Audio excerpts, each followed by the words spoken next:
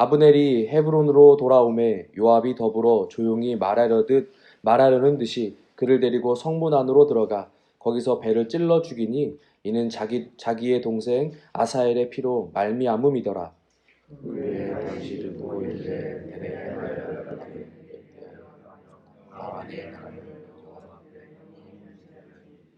그 죄가 요압의 머리와 그의 아버지의 온 집으로 돌아갈지어다. 또 요압의 집에서 백탁병자나 나병 환자나 지팡이를 의지하는 자나 칼에 죽는 자나 양식이 떨어진 자가 끊어지지 아니할지로다 하니라. 요압과 그의 동생 아비새가 아브넬을 죽인 것은 그가 기브온 전쟁에서 자기 동생 아사엘을 죽인 바라 하였더라. 다윗이 요압과 및 자기와 함께 있는 모든 백성에게 이르되 너희는 옷을 찢고 굵은 배를 띠고 아브넬 앞에서 애도하라 하니라. 다윗 왕이 상여를 따라가 아브넬을 헤브론에 장사하고 오늘 예루살렘에서 왕이 아브넬을 위하여 애가를 지어 이르되 아브넬의 죽음이 어찌하여 미련한 자의 죽음 같은고 내 손이 거기 아니하고 내가 이스라엘에 되지 아니하여 불의한 자식이 앞에 엎드려졌도다. 온 백성이 다시 그를 슬퍼하여 석양에 뭇 백성이 나와 다윗에게 음식을 권하니 다윗이 맹세하여 이르되 만일 내가 해 지기 전에 떡이나 다른 모든 것을 맛보면 하나님이 내게 벌 위에 벌을 내리심이 마땅하니라 하매 온 백성이 보고 기뻐하며 왕이 무슨 일을 하는지 우리가 다 기뻐하고 이 날에야 온 백성과 온 이스라엘이 내레 아들 아브넬을 죽인 것이 왕이 한 것이 아닌 줄을 아니라. 왕이 그의 신복에게 이르되 오늘 이스라엘에 있어져 그는 우리 죽은 것을 알지 못하며 함께 보겠습니다. 내가 기름 부음을 받은 왕이 되었으나 오늘 약하여서 수리아의 아들인 이 사람들을 제어하기가 너무 어려우니 여호와는 악행한 자에게 그 악한 대로 갚으실지로다 하니라. 아멘. 사람들 중에는 머리 회전이 빠른 사람들이 있습니다. 어떠한 상황이나 이야기를 듣거나 마주하게 되면 머리가 빠르게 회전하면서 자신에게 어떠한 상황이 이득이 되는지, 어떠한 편이 나에게 편하고 수월한지, 쉬운지를 판단하고 먼저 그 좋은 것을 선택하곤 합니다. 그러면서 자신에게 유리한 입장으로 이끌어가기 위해서 상황이나 대화 등은 조심스럽게 유도하기도 하고 때로는 강경하게 이끌어가기도 합니다. 반면에 이런 머리 회전 자체를 시도하지 않는 사람들도 있습니다.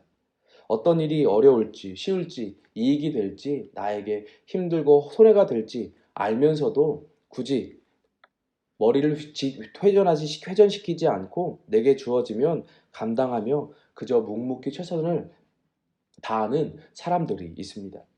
어떤 사람이든지 편한 것을 원하고 쉬운 것을 원하고 내게 이익이 되는 것을 원할 것입니다. 하지만 이러한 모습들은 세상 속에서 자주 찾아볼 수 있고 또 그렇게 행동하는 것이 지혜롭다라고 말하기도 하죠. 하지만 이러한 모습들은 교회 공동체 안에서는 일어나서는 안 되는 것들입니다. 하나님께서 이끌어 가심을 신뢰하고 나와 함께 하심을 믿는다면 어떻게든 내게 오는 것들을 감당하려고 기도하면서 하나님 앞에서 서 있기를 결단해야 합니다. 이 길이 빠른 것 같지만 하나님께서 보실 때는 막다른 길이 될 수도 있고 이 길이 막다른 길 같이 보이지만 하나님께서 보실 때에는 가장 빠른 길이 될 수가 있기에 하나님 앞에서 우리는 늘 서 있어야 하고 순종하며 기다릴 줄 알아야 합니다. 여기서 중요한 것은 내 편함, 내 이득, 내가 중심이 아니라 하나님께서 이끌어 가신다는 것을 신뢰하는 것입니다. 오늘 본문에서는 방금 이야기했던 유형의 사람들이 등장을 합니다. 다윗과 요압으로 볼 수가 있는데 먼저 다윗은 하나님을 신뢰하면서 하나님 앞에 서 있기를 간절히 원하는 사람이었습니다.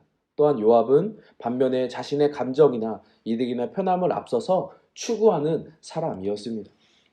다윗은 하나님 앞에 바로 서 있기를 원하는 또한 간절히 간구하는 사람이었습니다.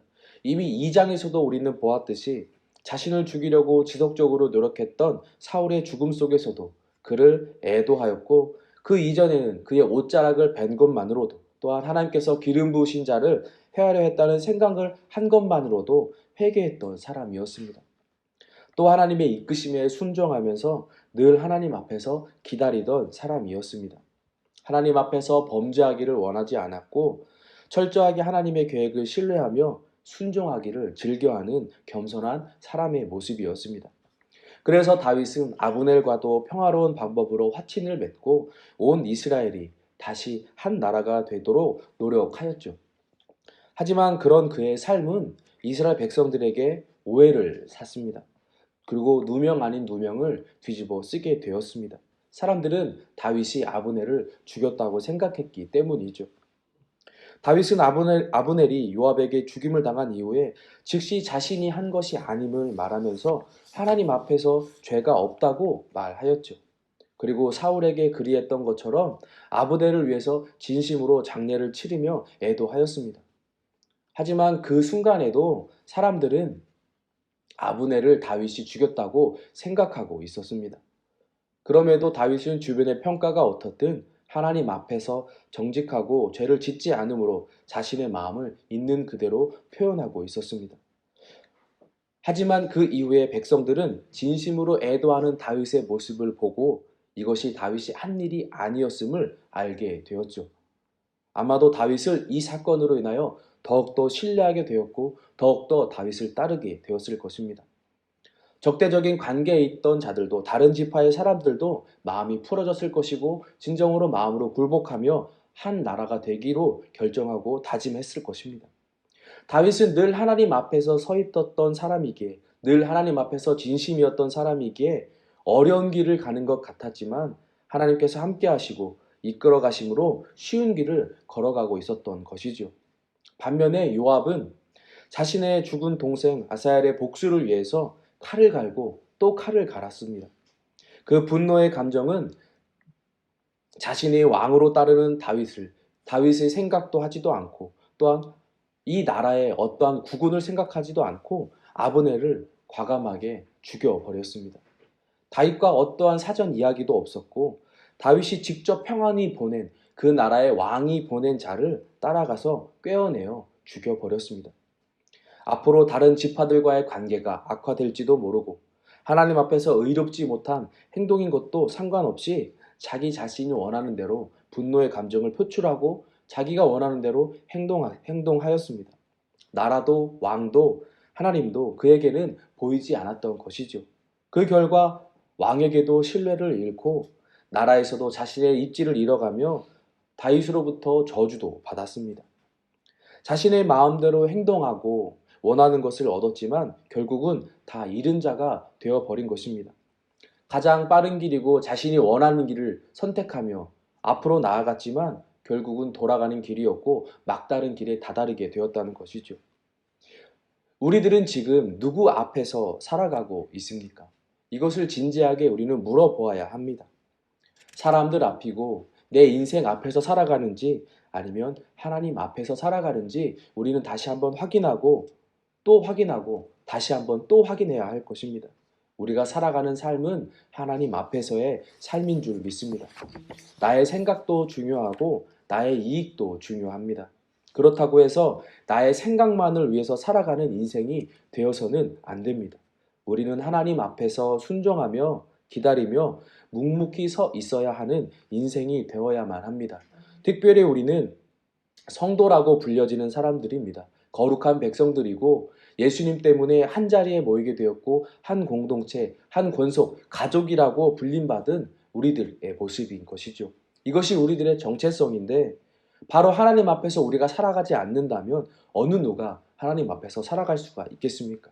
우리는 하나님의 자녀로서 하나님의 인도하심을 신뢰하며 나의 인생이 하나님의 주권에 맡겨져 있음을 고백하며 그 앞에서 살아가야 하는 사람들입니다. 우리의 인생을 내가 주도한다 생각하고 자신하지 마시고 하나님 앞에 맡겨드리며 주께서 나의 길을 이끌어 가심을 신뢰하시며 매 순간에 하나님 앞에 서 있기를 결단하고 간구하시는 우리 성도님들의 삶이 되기를 예수님의 이름으로 소망합니다. 내가 선택하는 길이 가장 빠른 길인 것 같지만 하나님께서 이끌어 가시는 그 막다른 길이 우리에게 가장 빠른 길이 될 수도 있습니다. 그 주관하시는 하나님 앞에서 나의 빠른 두뇌 회전을 자랑할 것이 아니라, 행동할 것이 아니라 나를 이끄심을 신뢰하고 그 순간 하나님 앞에서 기다리며 순종의 자세로 서 있을 수 있는, 감사할 수 있는 우리 모두가 되기를 다시 한번 예수님의 이름으로 축원합니다. 기도하겠습니다. 사랑이 많으신 하나님 아버지, 하나님께서 베푸시는 은혜와 이끌어 가시는 은혜를 알고 순종하게 하시니 은혜에 감사드립니다. 하나님께서 우리의 삶의 주관자이심을 이 시간 우리가 고백합니다. 이 고백 위에서 우리의 삶을 살아가는 은혜를 허락하여 주시고 한 공동체로서 연합하여 그리스도의 장성함의 분량에까지 이르는 우리 아름다운 모두가 되게 하여 주시옵소서. 성령 하나님, 우리가 이 주님 앞에서 살아갈 수 있도록, 하나님을 신뢰함으로 서 있을 수 있도록 도와주시고 함께 동행하여 주시옵소서. 기도하시고 개인의 기도로 나아가겠습니다. 기도하겠습니다.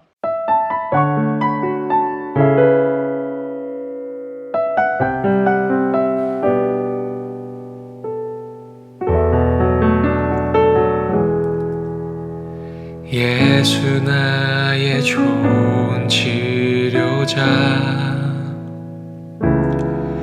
그의 눈이 머무는 곳은 나의 슬픔과 고통, 고개를 들어 그의 눈을 볼 때에 난 알았네. 예수 나의 좋은 치료자, 예수 나의 좋은 치료자, 그의 손길이 닿는 곳은 나의 상처와 아픔, 영원히 흐를 것 같았던 눈물 다 멎었네. 예수 나의 치료자,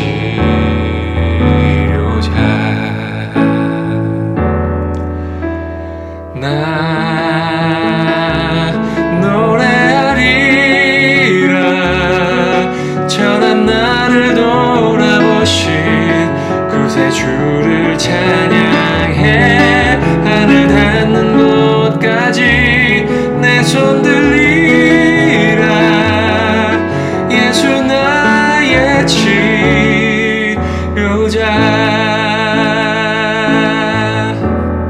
예수 나의 좋은 치료자, 그의 손길이 닿는 곳은 나의 상처와 아픔, 영원히 흐를 것 같았던 눈물 다 멎었네. 예수 나의 치료자,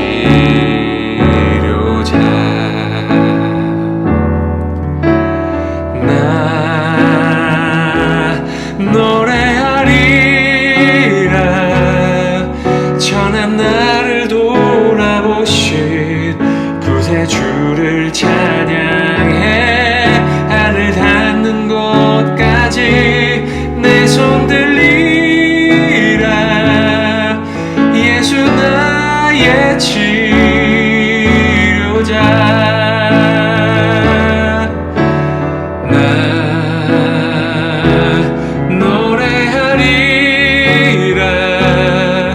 전한 나를 돌아보신 구세주를 찬양해.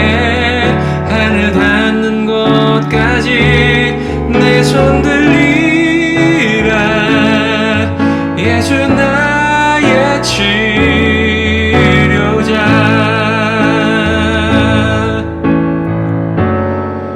어떤 어려움도 깊은 절망도 수많은 괴로움과 슬픔도 주로 인하여 모두 지워지리라. 예수 나의 치료자, 난 노래하리라.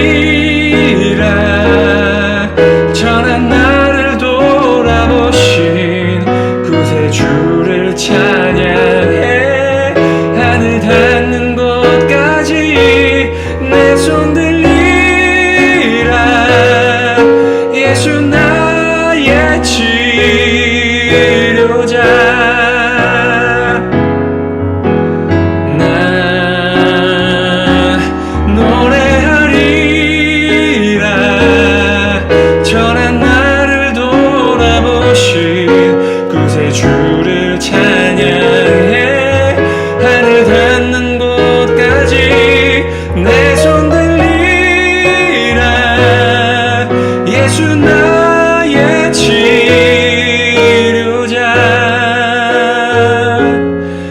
예수 나의 치료자